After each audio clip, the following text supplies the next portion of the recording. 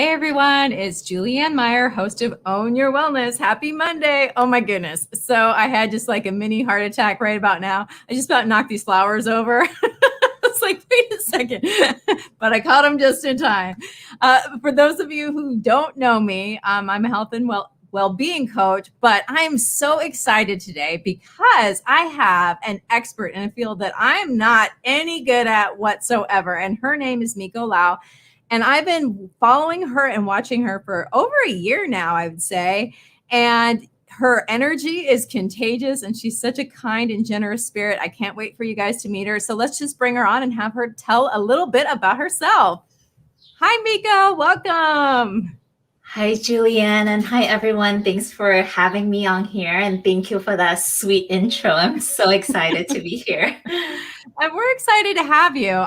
You are definitely different than anybody I've had on the show so far, but what you do and who you embody is such an exciting concept that I think everybody should, welcome into their life. So would you mind sharing a little bit about who you are in your own wellness journey? Absolutely. So, as Julianne just introduced me, my name is Miko Lau, and I am a pleasure embodiment coach dedicated to supporting women everywhere in restoring their vibrancy, aliveness, and magnetism by reclaiming the sexy.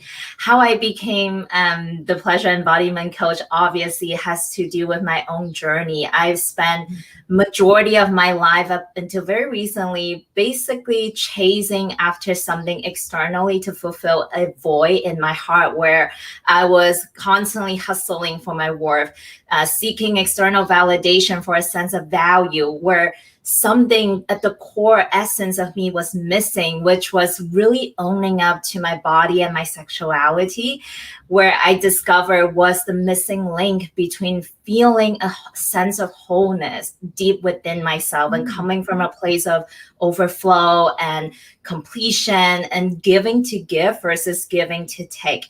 And I also recognize in all of the women that I've connected with, supported, it's that you ultimately comes down to that shame and guilt and fear around owning the sexuality, which leads to a sense of unworthiness and lack of wholeness that really creates a lot of the struggles that show up in their business, in their work, in their relationships. So I've discovered that the quickest path to healing, to wellness, to vibrancy is to go to the places where it has the darkest shadows, which is around our sexuality, unfortunately. Yeah. I think that that's really amazing because, you touched on something, a huge concept in what you just said, and that is that it affects every part of your life. It's not like just one little corner over here, like one of those roll top desks with all the little drawers and you pull one out and you can just close it back in. It affects everything.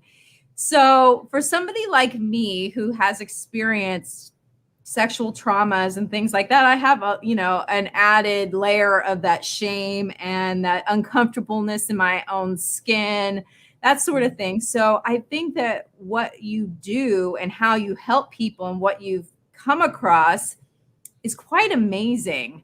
And I'm just curious, was it like an all of a sudden sort of thing for you, or has it been building and building, and like the more acceptance, the more you open up as a person and an entrepreneur, that sort of thing? What's your experience?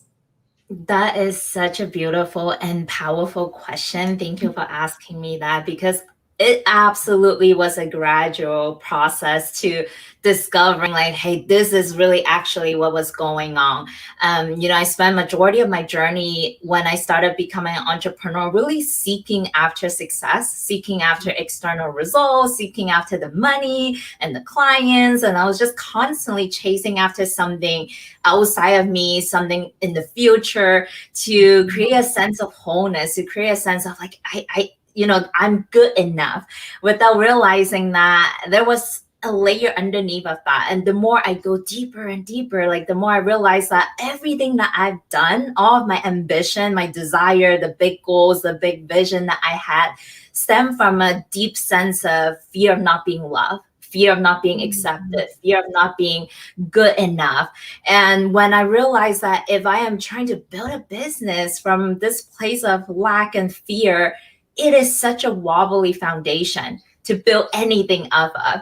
And I was like, I'm not gonna bring that energy. I'm not gonna bring that energy with me in everything that I do. And I started becoming this woman that was just not a fun person to be around, especially like to the people that are closest to me, like my parents, my family. I was just this irritable, angry, like you probably wouldn't be able to imagine that, but I was like very easily irritable and angry around people that I loved. And I was just going down this path that was so unhealthy and like totally opposite of wellness. And I was just not okay with that. But it was a gradual process for me to discover, like almost peeling back the onion to realize what's really at the core that's really driving all of my action.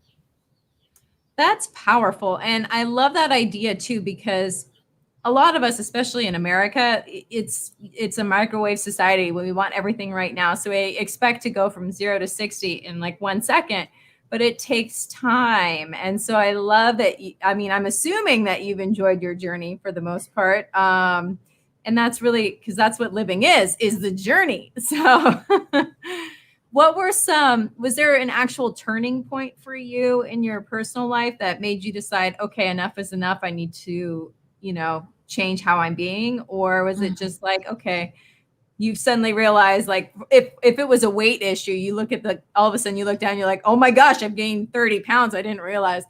What was your experience? Yeah, totally. I would say like my turning point was really when I felt like my journey was getting nowhere. Like I've done everything that I knew I could do. I invested the money I didn't have. I hired the coaches. I did the seminars. I did the courses. I read the books. I listened to podcasts. I did that for like 2.5 years. And then I would do the same exact process, like the same business coaching program that I would do as other people, but they were skyrocketing in the business. They were creating the money. And then like, I'm just sitting here asking myself, like, I'm the common denominator in that equation, right? If I'm receiving the same coaching, same mentorship, doing the same process, but they are creating results and I'm not, then something inside of me gets to shift. It has to do with me. And it came to a realization where no amount of hustling and putting in the work will ever work if there's a core essence within me that I'm unworthy, that I'm not deserving, that I'm not good enough to receive. So I can put all of these action out there, but if I don't have space to receive, nothing's gonna happen. Yeah. I love that. Something I was thinking about too, as you were speaking, is that, we spend a lot of time, I do, but, thinking about becoming more spiritual and connected to my higher self. And people don't realize, and it took me a long time to figure this out too, is that part of that is being okay in my own body. Part of that is owning this, vessel that I'm in the moment. This is where I am now, and I need to own that. And I'm just curious, like, how do you start working with people? Is there like a common thing or a certain thing that you would, have somebody start out doing? Or, what's the process? Absolutely. And I think like for people like us who are so committed and devoted to becoming the best, highest version of ourselves, like speaking for myself and also a lot of the women I witness in their journey, what even drive that desire to work on ourselves sometimes can be a very subtle form of self-rejection or self-hatred, right? Not accepting ourselves for where we're at, thinking something's broken, thinking something's wrong, something's not okay, so we gotta fix ourselves. And that usually is being driven under a nervous system. Our physiology is literally under a very stressful, adrenaline pumping survival state. It's like we cultivated all of these behaviors that we unconsciously engage in, like working on ourselves, the personal development work, because somehow the primal brain, the unconscious part of our brain has registered that it is safe. It's going to keep us surviving. If we just continuously work on ourselves, then we will be loved, then we'll be accepted, then we will belong, whatever that conversation is. So the body is under so much stress. Like we are running away from an invisible threat. It's like, until I hit the 10K month, I'm not going to be good enough. I'm not going to be loved, right? Mm-hmm. So the first step is really cultivating a sense of safety within our ecosystem, within like our internal reality, and practices things like as simple as breath work, taking a deep breath, connecting to your body, the sensations of what's right here and right now, versus being driven by the stress of the past or the future. Really grounding us back to the present, creating that safety, letting the nervous system know it's okay, it's safe, you can slow down, you can be here right now. It's really the first step. I love that. I mean, I can't even tell you how much I love hearing people talk about breath work, because it's the one thing that has never failed us. If you think about it, ever since birth, no matter what, your breath has always been there for you. So I love that. And it's something that we don't think about. I mean, we take for granted, but it really does even change like your physiology and how you breathe. So I love that you talk about that. So something that I was thinking about too is, when you are, like you mentioned, if it, let me think about a better way to put this. Okay. So when you are trying to improve yourself from a place of like self-rejection, because I love that. Oh my gosh. Isn't it funny how you can totally trick yourself into thinking you're doing something good for you, but yet it's really just because you want something else or to be different than who you are? How do you help people realize that that's what they're doing? Mm-hmm. So that's a question that there's multiple directions too, right? Really, like I really meet my clients exactly where they're at, really like, and every person is very different, like depending on, how okay are they, how capable are they in holding themselves in something that may bring up some traumatic sensations or emotions. So really, first I gotta intuitively like sense where my client is at, and then we get to first together, either the client on their own, creating the tools and the skills to creating that sense of safety within themselves, to go deeper, to go to the places where maybe they have not been willing to go, or they can do it in the presence of someone like me, a coach, where I can hold that space for them, so that we're building a bridge for them to dive deeper. It's like going into the body, because a lot of these imprints from past traumas live in our bodies. It lives underneath of our like conscious mind. So as simple as connecting to certain sensations in the body, like constriction or numbness, or just like this connection where we can start to wake up certain parts of our body, feeling where shame exists, feeling where fear exists, waking these parts of ourselves up, and just as simple as shining light on it can really open the door to understanding, like, oh, it's actually this thing that I've been running away from, when my mind thought that I just wanted the money, but it's actually so that I don't have to feel the pain of dad not accepting me if I'm not good enough, right? So just understanding like what is really underneath of all of these behaviors is really can be tremendously healing, just by understanding what's underneath of it.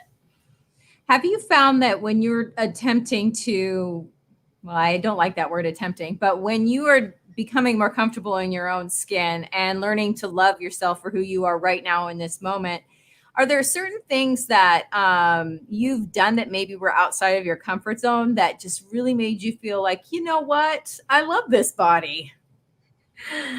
So tell me more about what you mean. So I have a more context. So what I'm asking is, I'm not saying that, somebody needs to go out and like do a lingerie shoot or something like that. But are there certain things that maybe would be kind of a fun way to, or maybe like a pole dancing class or something, just a way to just get in touch with that feminine energy and own it in a comfortable place? Well, not comfortable, but a place where you can become comfortable. Any ideas there?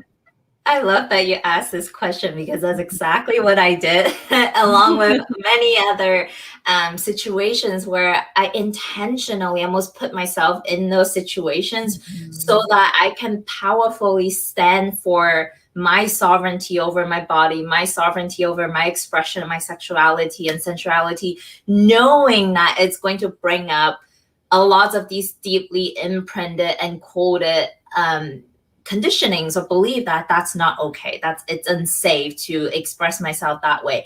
An example of that was last year in December. I actually took a very powerful trip out to New York to meet a man that I've never met in person, and it was like a sexual awakening liberation weekend where it was very scary to put myself in that position, knowing like, hey, growing up, if my parents knew that, they would not accept it, they would not Mhm. be okay with this. So situations like that, but I'm not telling like, anyone listening to do the same thing. Obviously you get to really listen to the wisdom of your own body. Like the body has Mhm. its own wisdom, it has its own consciousness, and really being so intimately connected with your internal resource. Like how well are you able to hold yourself when certain things may come up to trigger you? So really listen to your own body. Don't do what I did just because I did it. But those are the couple incidents that I've done myself in my journey. I love that though, because also, as women, we're sort of taught that we're not allowed to, be sexual. We're not allowed to, take that ownership or even be, just own it. But anyway, I do have this question that you touched on before, and it was that you're talking about listening to your body. And for somebody like me, it took me a long time to sort of even recognize what emotions I was feeling, let alone how they showed up in my body. And so you mentioned like numbness. You mentioned a couple of things, but what are some things that you've noticed people feel in their body, sensations that might correlate with certain emotions that are negative? I would say definitely like constriction and that sense of Mhm. heaviness. Like oftentimes it can even show up as pain, right? We just Mhm. feel pain maybe in our back or in our shoulders, our neck, like all of these physical pain or constriction Mhm. of tension, or even it can manifest into certain physical like conditions that may not necessarily be able to be. I mean, the best treatment may not be they may not be able to find it in the traditional medical Mhm. industry. So understanding that maybe there's some deeply embedded energetic like blockages that are rooted, for example, in your pelvic areas or in your sexual organ areas like your womb space, then we can do some work around that just to open up the channel, release some of the tension, so that the body naturally goes back to a state of harmony and equilibrium. I love that. And I want to mention this because what you do is not the same as therapy, correct? It's funny that you asked this question because I came from a psychology background. I did get my BA from UC Berkeley when I was in school. And my experience of that was like, and following my gut feeling, following my intuition, and my personal experience is just that traditional, like therapeutic setting really Mhm. focus more so on like putting a band-aid over the symptoms. What I do is really focusing on more like the root cause, like why did Mhm. this even manifest in the first place, going to the source of these behaviors or emotions or the tension in the body so that we can heal from the inside and out versus outside and in.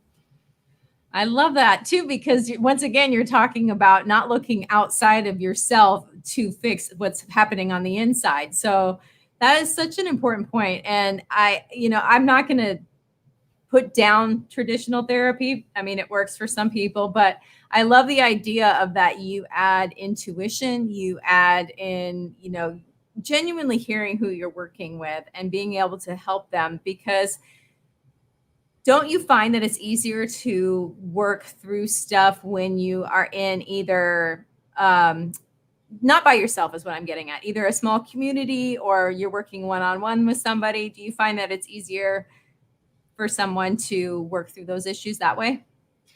I 100% like believe in the power of community, because I, for one, like saw the powerful, tremendous like healing effects when we immerse ourselves into communities where maybe other people can really model and exemplify a new ways of being or new possibilities, showing us, for example, that expression of our bodies and our sexuality. It's beautiful, it's sacred, it's worthy of celebration, even though, you know, you may not be there yet, even though your body has not fully embodied that truth yet, but you can adopt it from another person witnessing like, hey, that's possible, then maybe it's possible for me. And then it's like almost utilizing this community to be a bridge for you to cultivate your own skills and your own atmosphere to create an environment that's conducive for that truth to blossom within yourself.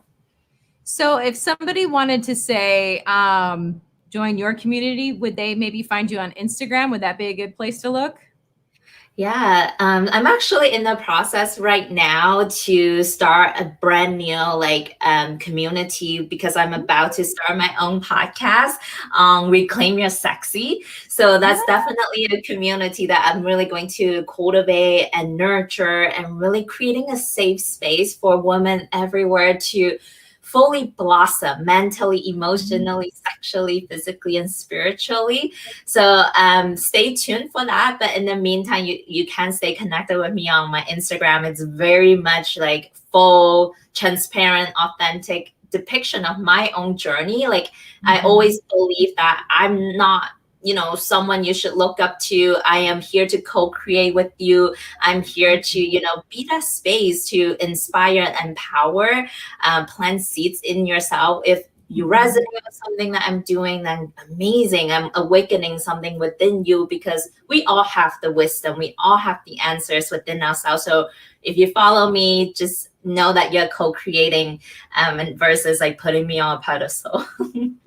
I love that. It sounds to me like what you're creating are other leaders, you know, leaders of their own lives, leaders of their own destiny, leaders. Just, I love that word leaders, because there's so many times that we don't lead our own lives. We just sort of do what other people want us to do and live out within other people's viewpoints of us.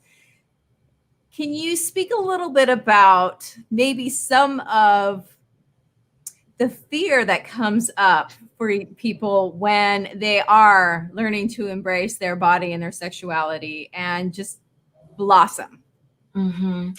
Yeah, so at the core of every fear ultimately comes down to the fear of death. Like, and this is a primal, unconscious fear that we're not even aware of.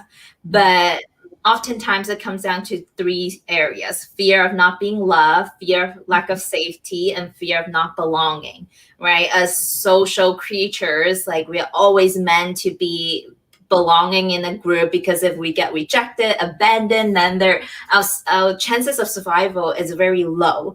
So, and then when we grow up, for example, if around like teenage years, I'll speak for myself, that was my journey. You know, I started to explore myself sexually and wanted to wear mini skirts and put on makeup. But because I grew up in a culture that, you know, women are just not being cultivated to embrace their sexuality, to embrace their body, our caretakers can feel very triggered by our expression of sexual vibrancy. So they would do things even with their best intention to create fear, shame, or judgment or guilt within us, so that the primal brain within ourselves, like, created this story that it is unsafe for me to express myself sexually.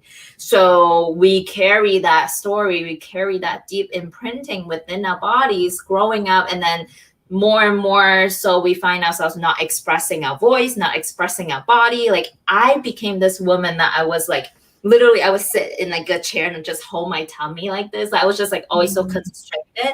I wouldn't even be willing to do this. Like, moving my arms like this, taking up space, was so unsafe in my body, because that would mean I wouldn't be loved, I wouldn't be cared for, I wouldn't be accepted by the people that I needed love from growing up as a little girl. So those are really the core fear that really comes down to, in a lot of the women that I support. It's like when our sexuality gets repressed, it creates such a tremendous sense of shame within our body and that lack of safety. So that is very deep and I love it. And it's true. And what I was thinking about while you were sharing about your own experience growing up, and about that fear is, I'm curious, and this is strictly a question about you and your experience, but because for me, when I have more shame about myself or that sort of thing, I tend to attract people who will reinforce those views and somehow make a comment that makes me feel like, oh, and crawl back into myself. However, once I started changing my energy, all of a sudden other people started changing their energy towards me as well. So has that been your experience or something different? 100%.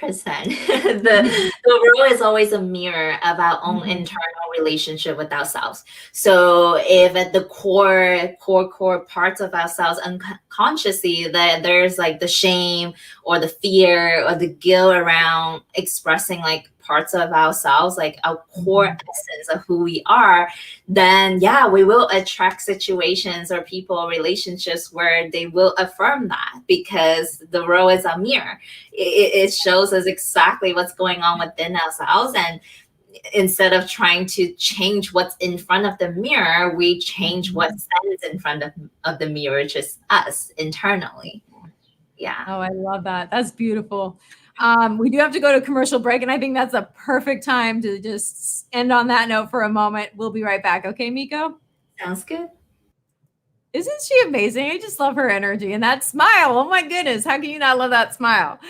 For those of you who are watching us live, I want to say hello, hello. Thank you so much. And obviously, you can catch us on the replay as well. And then for those watching on TV live, thank you as well. I can't see your comments or anything like that. But as I mentioned, we do have to go to commercial break. So we'll be right back after these messages.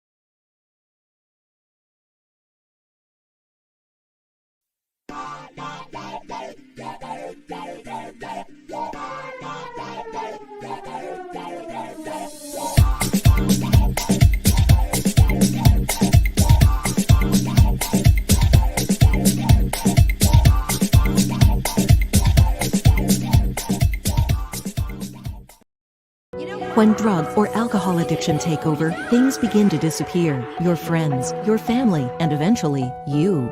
Recommended by Dr. Phil, New Method Wellness can help get your life back with individualized treatment plans for dual diagnosis clients. New Method Wellness provides the most highly credentialed treatment in a safe and welcome environment. Call New Method Wellness for your free consultation and ask about our national accreditations. Together, we can put the pieces back together.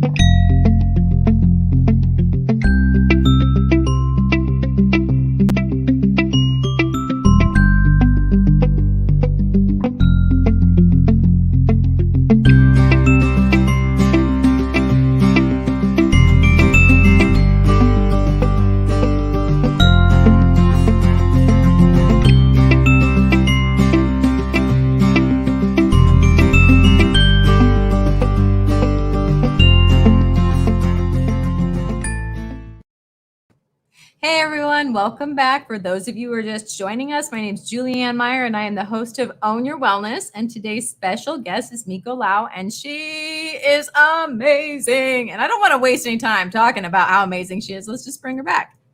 Hi, Miko. Welcome back. Thanks. So, you've definitely opened my eyes, and I'm to the fact that I still have some more work to do on myself and my own comfortableness in my own skin. So, thank you for that. It's not the best feeling, but I do appreciate it. So, I'm curious with what you do. Obviously, there's other ways that you show yourself that you love yourself. Is there certain things that you do to feed your body, your soul, your spirit? What do you do to take care of you, like your whole Mhm. body? I love that question so much. There's so many things that I do that to take care of my body, obviously, and that happens on the physical, mental, spiritual, Mhm. sexual level. And I would just say the number one thing is always listen to my body's needs. So if I'm Mhm. feeling tired, instead of grabbing a cup of coffee, like my body is telling me I'm tired, I'm just gonna get more sleep, right? Or really intuitively listening to like, hey, maybe it wants more veggies today. I'm gonna get the veggies, but then also indulging in treats if the body wants it without having that layer of guilt or shame on top of that, beating myself Mhm. up. So it's all about the way I think of my taking care of my body is I look at it. Every one of us women within each of our body, there's like this seed, beautiful seed of flower that's ready to blossom. Mhm. And it is my responsibility to create an environment that's conducive for this seed to blossom. And that looks like am I beating myself up constantly with shameful thoughts or judgmental Mhm. thoughts or criticism? Like it happens on so many different layers, but to keep it simple, it's like whatever feels good to me in the moment, I'm gonna listen to that. I like that you touched too on the beating yourself up with different, thoughts. And a lot of people aren't even aware that they're doing it. Like women in particular have the hardest time accepting a compliment, for example. You could say, "Oh, that's a beautiful dress. Oh, this old thing," instead of just saying "thank you," or "Oh, I got this on sale for $5. Can you believe it? I didn't ask you how much it costs. I just said you look great." So, how would you recommend for somebody to maybe start recognizing, those thoughts? Yeah, that's such a great question because I can relate to that as well. I mean, I'm still recovering in so many ways, like to Mhm. be a wide open receiver of all that's good, all that's like pleasurable, because we live in a society that heavily condition us that pleasure and goodness and joy and fulfillment is just not okay. Like it's like unless you Mhm. work hard for it, unless you struggle for it, then you don't deserve it. And that comes down to that core essence of unworthiness or shame or whatever that makes you feel like you don't deserve anything that's good. Mhm. So that's really like the key part. But how to recognize these feelings, and I would really say like it comes down to also building that relationship with your own body. Mhm. I came from a journey where I lived from here and up fully disconnected. I was highly intellectual. I did everything in the mind. I was constantly thinking, but starting to like slowly build that bridge to come Mhm. back to the body, and you can do things as simple as paying attention to your five senses, intentionally carving out time to, let's say, sit outside with a nice cup of tea, feeling Mhm. the sun on your skin, feeling the air touching, like brushing over you, listening to the birds. What are you tasting? What are you smelling? Really intentionally creating time to heighten your senses, to build that relationship with Mhm. your body, because you can feel it. Certain Mhm. emotions go through your body, and instantly you can feel that constriction on your heart, or like that heaviness on your chest. Like the more you're in tune with these physical sensations, the more you can be like, "Oh, I'm feeling fear. I'm feeling Yeah. shame. I'm feeling guilt." Yeah. Well, something that you said that I really love, love, love is that you called yourself recovering. And I think that a lot of people assume that once they do, like, say, a program or something, that all of a sudden they're fixed, but they don't realize that this is an ongoing journey. It's called the journey of life. So, It's not just like, okay, I do this program and then, all of a sudden everything's fixed and solved and I'm perfect and I never have to deal with these negative emotions ever again. It's something that you just practice and you work on. And I love that. So, and I do want to take back even saying recovering. Like even now I'm catching myself like how unconscious this language, like this deep belief that something is wrong with me. I'm recovering from it. I'm going to take that back because to me, right, there's nothing wrong with any of us. To me, I see the journey as a journey of becoming. Like, who are you becoming? And every step along the way, think of it as a sacred unfolding. And it's all beautiful. It's all perfect. Like, instead of feeling like something's wrong with you, this is a process of becoming. Have you noticed that sometimes things manifest quicker for you simply because you are in acceptance of who you are at this exact moment in time?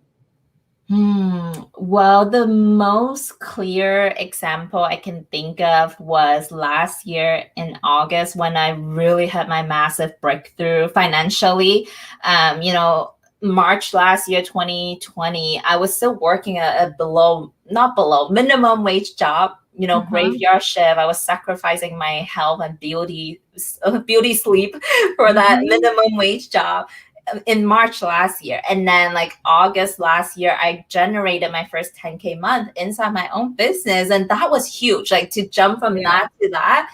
And what the turning point, what unlocked that gates of abundance was I simply sat down one day and I took out a journal and I journal about like, how good can it be if I can have fun and play and generate abundance at the same time?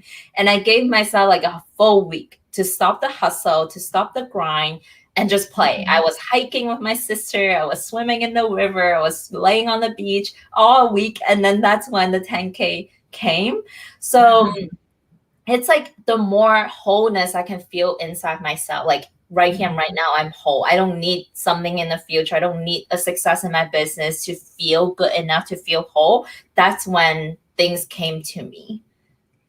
It's that energy, just going back to that energy. And I love that because most people, they wouldn't, first of all, think about like their body being the cause of, or the way they view themselves and how they repress themselves as being the reason why maybe they're not generating abundance. However, I love that you shared how once you were let go and you actually did all these things instead of trying to hustle harder and work harder and take more fun away. Then it came to you because you had that energy, that playful energy, and you weren't coming from that place. And I think a lot of people are missing that. Is that been something that you've noticed as well? Well, what I notice is like our reality reflects not our conscious intention, but really the unconscious conditionings or the programming that's really running our entire being. Like 10% of our mind is, 10% of our being is really made up of the conscious mind. And then like 90% is made up of what's underneath of the iceberg. And I recognize like when I was in this uber ambitious, like hustling, grinding mindset or mode, then I am perpetually saying like something right here, right now, it's not enough. Something right here, right now is missing. I don't have that 10K. I don't have that success. I don't have the clients. So I'm constantly like operating in this energy. So no amount of hustling will ever match me to receive like the level of abundance that I desire. I gotta bring myself up there to meet like this level of abundance. And this is, quantum physics is like a law of attraction work, and it makes sense. Yeah. That's it. I've done a lot of work with, quantum physics and the power of thought and, the law of attraction and all of that. And the way you put that just like opened up a door for me because, that whole hustle mentality and, the universe gives you what you're being and what you're doing and how you're being. So if you, like you said, if you feel like you're lacking, then that's what you're going to get is more of that. Even if you have $10 million in the bank, if that is your energy, then that's the kind of experience you're going to have. And it doesn't necessarily have to be a financial thing to feel that way. So I love that you mentioned that. Do you have built-in playtime on like a daily basis, or is it more of like, I mean, how do you schedule your days? I'm just curious how you operate. I love that built-in playtime. I don't have that system in place yet, but on my journey right now, I'm really learning how to harmonize between these two, like the yin and yang, the divine feminine, the divine masculine essence within me, because I've been like the opposite extreme of either end. Like when I was hustling for my work, when I was constantly grinding and doing and thinking and analyzing and judging, I was in my wounded masculine. I was operating from a place of like, I gotta hustle to prove myself. And I also went to like the other end when I was like in my feminine. I was like way too much up in the clouds. I have all these ideas. I was like being a visionary, but nothing was anchoring me down with like structure, execution, and putting things into motion. So now I'm really learning how to not balance, but more harmonizing, integrating the two. So that, when I set the intention, I do the work, I put in the action, but then I come from a place of deep knowing and trust that it's coming to me. I'm magnetizing, I'm attracting the right circumstances, the right people, everything that I need. I trust that it's that state of receiving, that state of allowing. After I set the intention out, after I take the action, now it's time to receive. So really working on harmonizing these two essence, which exists in all of us. It doesn't matter what your gender is. And it is a very delicate place to be in. And it feels so good when I'm in that perfect harmony, because it's almost like the riverbed. I have like the side of the river holding structure for the river to flow. And it gets to be, perfectly harmonized, or it's going to go either direction. That's not going to be very powerful. I like that. I'm not sure if you're familiar with Chris Salem, but I love that guy. He's amazing, and he's got a really cool story as well. But and I interviewed him for a summit I did last summer, and he said something that a quote that just stuck with me ever since then. And he said to give without restriction and receive without resistance. And that has always... I love that. I know, right? And there's so many times, and it's funny because there's so many times that like I'll catch myself and I think I'm just giving, but really I want that thank you. I'm like, well, that's I'm not giving freely if that's what I'm, how I'm giving. That's not the right energy for me to be giving it. Or even like the receiving part of things, just like I said, even a compliment, how sometimes it's like, wow, I'm telling the universe when I deny goodness that I don't need it or I'm not ready for it. By just not accepting a compliment, I'm not accepting abundance. So if I can't handle the small stuff, how can I handle the big stuff? And I've got a mantra for you that I personally live by, and maybe it will stick with you too. And this comes down to receiving. I love to always repeat to myself, like, I am choosing to receive a hell yes penetration of life today. Oh, I like that. That's actually reminds me of Lisa Nichols a little bit. This is beautiful. The ultimate surrender, right? Really meeting whatever that comes in front of me in this moment, being like a hell yes to it, even if it's like the deepest, darkest pain, like hell yes, it's here. I'm receiving, I'm in full receiving of this penetration of life. And it is such a humbling place to be in, and also very powerful.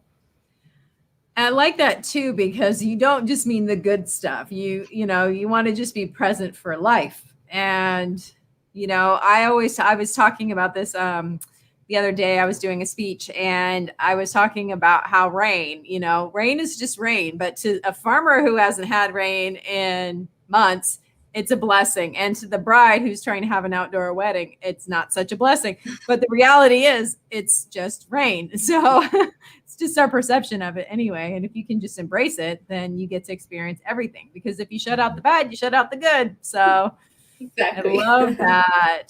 So something I wanted to share with you, my cousin, she's an amazing lady. And her, just like because the scheduling and playtime, hers, she calls it dress up. So at least once a week she'll do dress up and just play with her imagination and just, just let it go wild. And depending on what she wants, like maybe she's thinking about, going on a trip to France and, renting a villa or something, so I thought that was kind of a cool idea. So my question though for you is, when you are dealing with these negative emotions, because it's life and it does come up, how do you work through them but not own them? Do you know what I'm saying? Like you don't internalize them, like you don't camp there. Yeah. So I think the first step is understanding and really relating to all emotions as it's like equal expression of the divine. Really honoring and celebrating all emotions as sacred, as divine and beautiful, as much as the mind wants to jump in and be like, nope, I don't want pain, I don't want sadness, I don't want loneliness. Like you get to consciously choose to relate to your emotions from a different standpoint. And then second is understanding that there's that beautiful saying, what we resist persists. So the more we reject certain emotions, the more we say like, I don't want to feel this right now. This is negative. I need to feel good. I need to think positive. Then you're actually keeping that energy stuck in our system even longer. It's like you're actually giving power to something that's only transient. Like every negative feeling that we have is transient. It's only in this moment. The next moment you can feel ecstatic. The next moment you can feel absolute bliss. And just like reminding yourself, like, this is passing, this is transient. I'm feeling yucky right now, but that's okay. Like you get to choose to meet it with so much love and compassion and presence and honoring it, celebrating it. Like this is what generates a sense of wholeness within yourself too, because it's all part of you. I like that. I never really thought about it like quite like that before. So I appreciate your insight. I'm curious. So if people want to reach out to you, I'm going to put up your website right here. You do, what does your program look like? Or is it one-on-one? Do you do group? Do you have options? Can you explain? Yeah. So right now I'm in the process of creating either a 6 weeks or 6 months process where we dive so deep to creating, reestablishing our relationship with our bodies and our emotions, creating a deep sense of love and safety and belonging within our own nervous system. So it's a process. It's a beautiful, sacred journey that I bring the woman with hands-on, step by step. And it involves a lot of pleasure practices, central flow movements and play and joy and ease and flow, and also sisterhood and community. That's in the process of being established right now, but it is a one-on-one. There's multiple options that people can, if they feel called to, they can either work with me one-on-one, more intimate setting, or we can do it in a group setting. But that's all in the process of being created right now. I love that so much. Something that I've always admired about you is that you have such a giving spirit. And even just like your smile is just so inviting. So I can't imagine why people wouldn't be attracted to you as a coach, because maybe because they're afraid of themselves, but other than that, that's possible. It's really, because it's never about anybody else, is it? It's our own limitations within ourselves. So I'm curious, as somebody who spent a lot of time, say, going to, hiring coaches and going to seminars and learning and all of this, just trying to get all this knowledge in.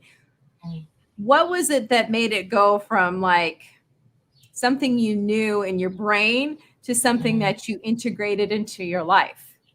Such a great question, because that's exactly what happened. I spent 2.5 years, and most of us really like in seeking, accumulating information. We highly evolved, highly cultivated intellectual mind where we understood all concepts like self-love is important. I gotta feel I'm worthy, like affirmations and mantras. I did all of that for 2.5 years, but it was not embodied transformation, right? It was not something that I visually experienced in my embodied experience. So what really changed all of that was doing the deep diving work in my body. So it could look like, for me, one of the biggest like path has been pole dancing, doing things where I am almost like put into situations where I have to listen to my body, like doing things on the pole upside down. I gotta trust my body in so many ways. I gotta listen to how it moves. I gotta channel direction attention, like on my hips or on my belly, like, wanting it to move a certain way. It's like intentionally creating a relationship with my body. So for some people, it can look like yoga. It can look like other forms of dancing. It could look like, whatever works for you, but it gets to be a practice where you can tap into underneath of the conscious mind. You got to tap into like your emotional brain, your primal brain. So whatever feels called to you. I like that because, it's, as you were talking about pole dancing in particular, it made me realize that it's really not about the pole dancing. It's really about, you, like you said, becoming one with your body and like listening and hearing and experiencing. And, it doesn't have to be, like you said, it doesn't have to be that. It could be yoga. It could be something else. But I love that you did that because it tends to be a sexual sort of sport, for lack of better terminology. But I love that. And did that change for you with COVID, or? Well, the thing is, are you able to do it now, or is it just something you did for a while? Well, I actually started last year in mid-October, so in the middle of COVID time.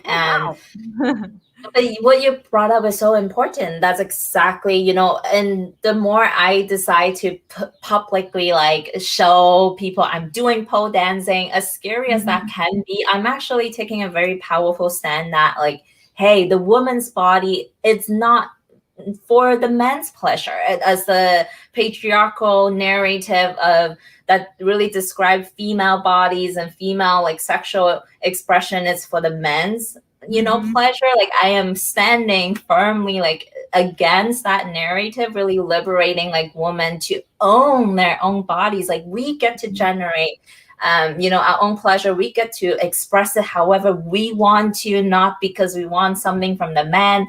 And it really takes something like sharing my journey to start to plant seeds in the women's hearts or even the minds, like, hey, maybe Miko, it's right. Maybe I get to reclaim this part of me, which is an integral part of ourselves. If we're disconnected from our body and our sexuality, we can never feel whole. We can never feel whole. It's just such a core part of ourselves. And that's unfortunately where most women are disconnected from.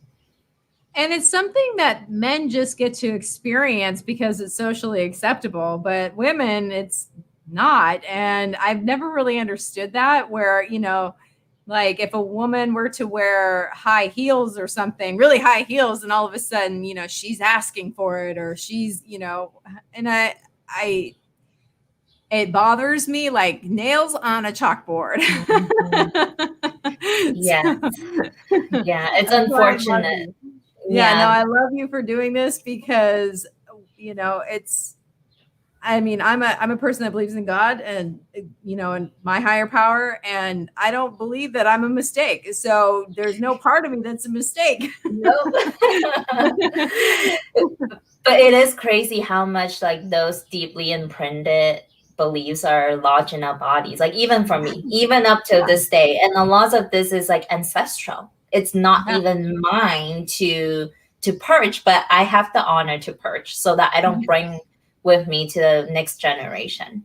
Yes, generational curse. Oh my gosh, I love that you mentioned that, because a lot of people don't realize it's not even their own thing that they're carrying. And I was able to figure that out fairly young, but I didn't understand it. So I'm glad that you mentioned that. We are just about out of time. So I want to give you, what's the best way people can reach you? Is it Instagram or your website, or how about this on Instagram?